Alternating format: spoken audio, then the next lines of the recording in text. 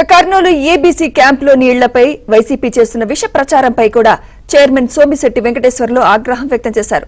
మంత్రి టీజీ భరత్ కు సేవ చేయడమే తెలుసని, కబ్జాలు చేయడం తెలియదన్నారు. కర్నూలు జిల్లా అభివృద్ధి లక్ష్యంగా టీజీ భరత్ పనిచేస్తున్నారని చెప్పారు.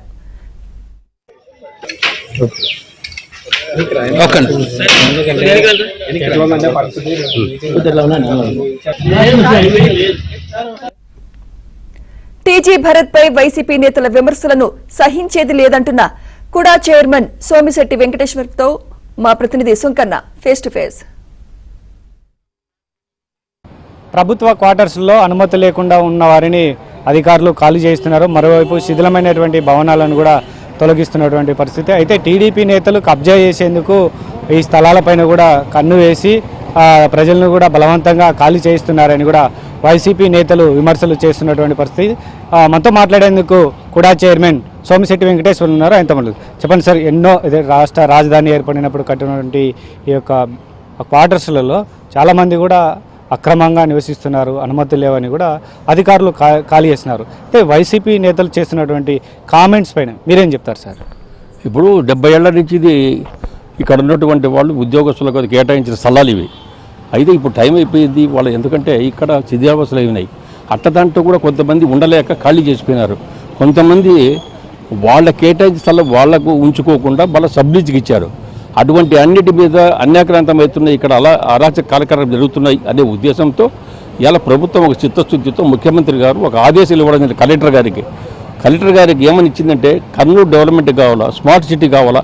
ఆ ఉద్దేశంతో మనం ఈ స్మార్ట్ సిటీ చేయాలంటే ఏ విధమైన స్థలాలు గవర్నమెంట్ స్థలాలు ఉన్నాయి, గవర్నమెంట్ ఎక్కడెక్కడ స్థలాలు ఉన్నాయి అన్ని క్లియర్గా మీరు ఎంక్వైరీ చేసి క్లియర్గా గవర్నమెంట్ పంపండి అని చెప్పడం జరిగింది. దాన్ని కలెక్టర్ గారు సర్వే చేయించి మొత్తము ఇక్కడ ఎన్నెన్ని బిల్డింగులు పడిపోయినవి, ఎన్నెన్ని ఎక్కడెక్కడ కబ్జాలు అయినాయి, లేకుంటే వేరే వాళ్ళు ఎవరన్నా ఉండి సబ్లీజ్ తీసుకున్నారా అని కొంతమంది ఎట్టగా సబ్లీజ్ తీసుకుంటే కొన్ని ఖాళీ చేయించడము.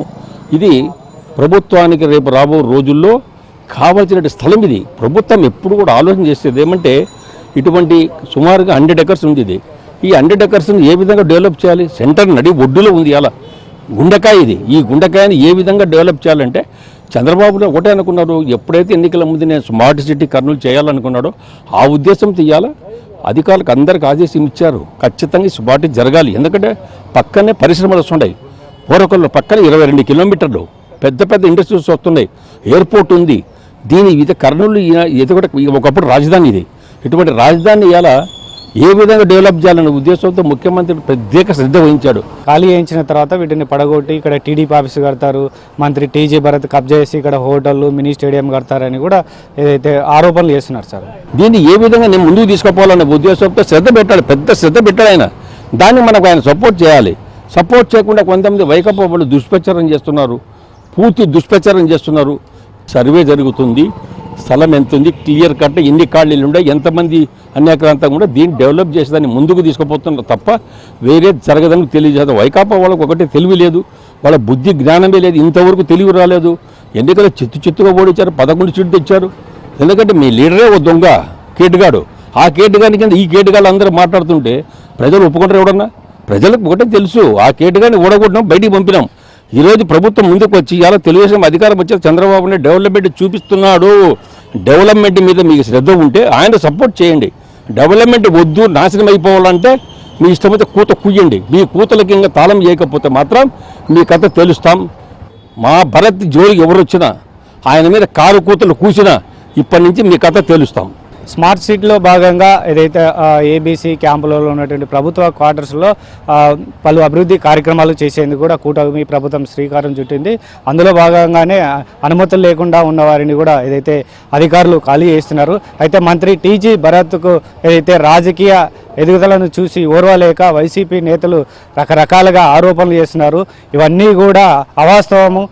అయితే ఇప్పటికే వైసీపీ నాయకులు కూడా ఎన్నికల్లో ప్రజలు తగిన బుద్ధి చెప్పినారు. అయినప్పటికీ వాళ్ళ ఏదైతే ఇంకా బుద్ధి మారడం లేదు. అభివృద్ధికి అడ్డం తగిలితే చూస్తూ ఊరుకోమని సోమిశెట్టి వెంకటేశ్వర్లు హెచ్చరిస్తున్నటువంటి పరిస్థితి. Camera person రాజశేఖర్తో Sunkanna, ABN Andhra Jyothi, Kurnool.